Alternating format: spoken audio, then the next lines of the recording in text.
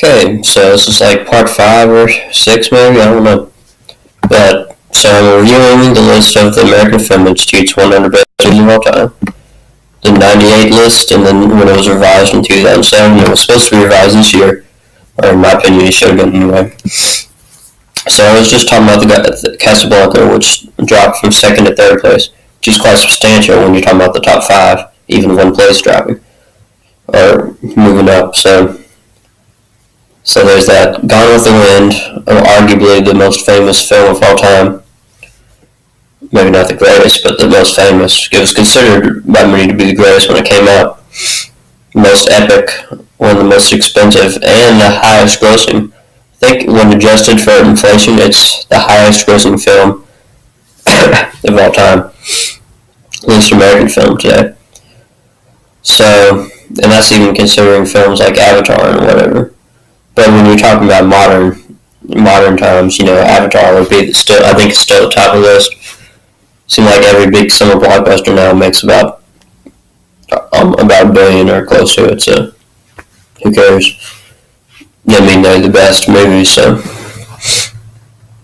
anyway, Gone with the Wind dropped from 4th place to 6th. It was really groundbreaking at the time. Talking about the post-Civil War South, dealing with, or not post, part of the movie anyway, starring Clark Gable, Olivia de Havilland, Vivian Leigh, or was that her name on the, because it was Scarlett, on there, so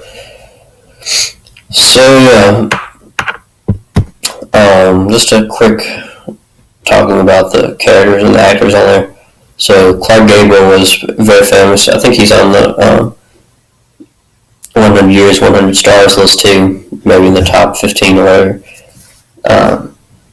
Kind of known for that little trademark mustache or whatever.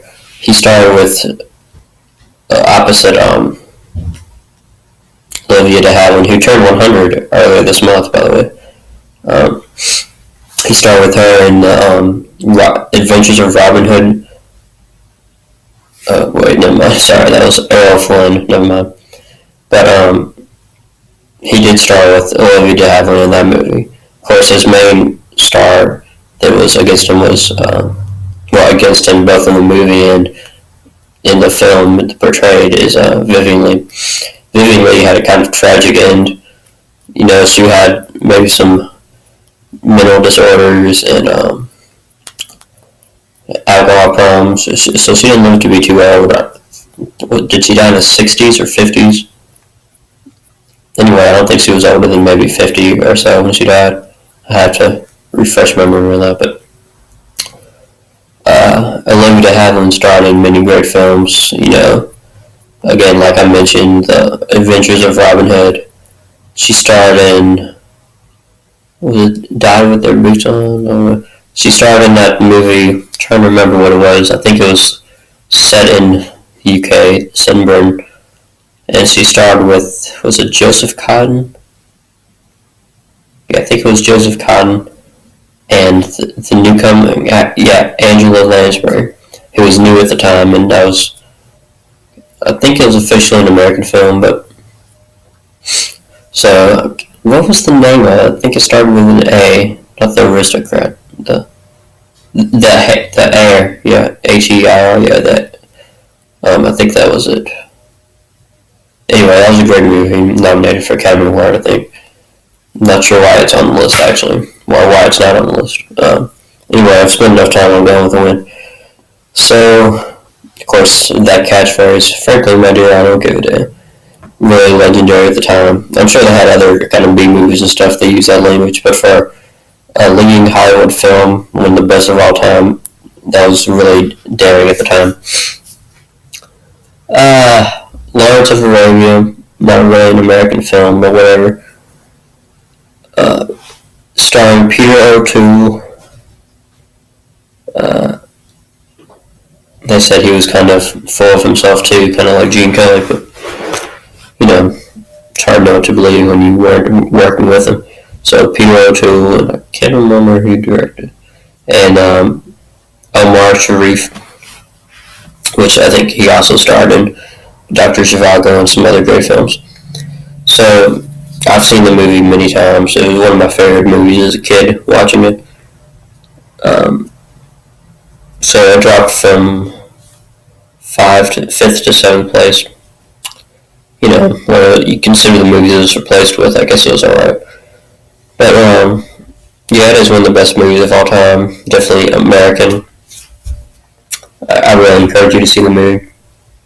It was groundbreaking at the time too, with its distant shots and making it seem like someone was really far away, but in the desert, when really it was like they weren't far away at all, and kind of like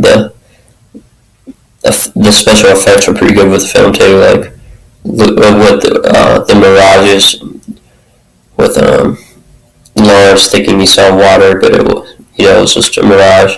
They did have Oasis is there, but anyway, so that's a great movie. I think you should see it, definitely. And it's still enjoyable today. Even kids can watch and enjoy it. So it is long though. Wizard of Oz, American classic, dropped from 6th to 10th place. At the time, when it first came out, there wasn't much new about it, and a lot of critics thought it was a bunch of hogwash, overblown up. But since then, it's been considered the greatest, and when it was showed on TV a lot through the 60s, 70s, and 80s, it really got a rejuvenation and cult following, kind of. But that came out in the golden year of Hollywood too, 1939. So it dropped from 6th to 10th. Yeah. Because you can argue that the acting, some of it wasn't the best, but when you consider all the other groundbreaking, it was filmed in Technicolor, the animation, the dwarfs or whatever, flying monkeys. I guess you can see why it was still out to this day. I mean, it doesn't compare to other movies today, like Avatar or Avengers, Last Airbender, but don't have much to say about that. Again, The Graduate with Dustin Hoffman and what was that? Anne Baxley.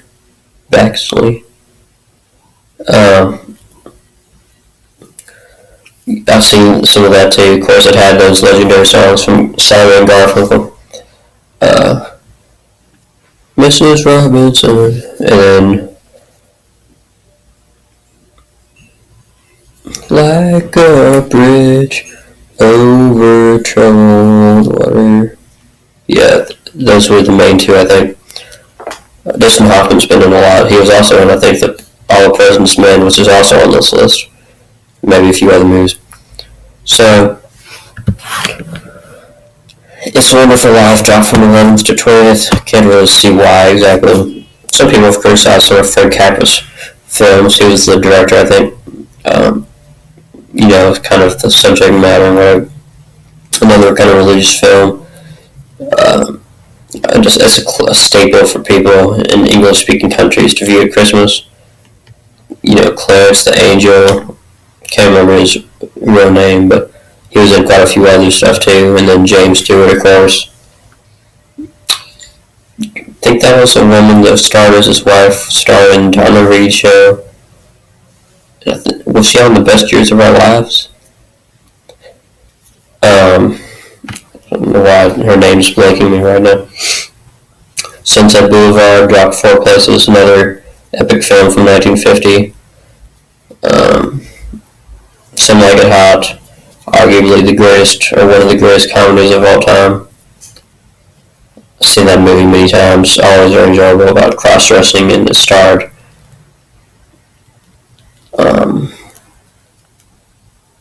of course, the sex symbol, what was her name? Marilyn Monroe, Jack Lemmon, was it Walter Matthau? I think it was. So that's a great movie, I encourage you to see it. All About Eve, great. Anyway, I'll continue with the next clip in a few minutes.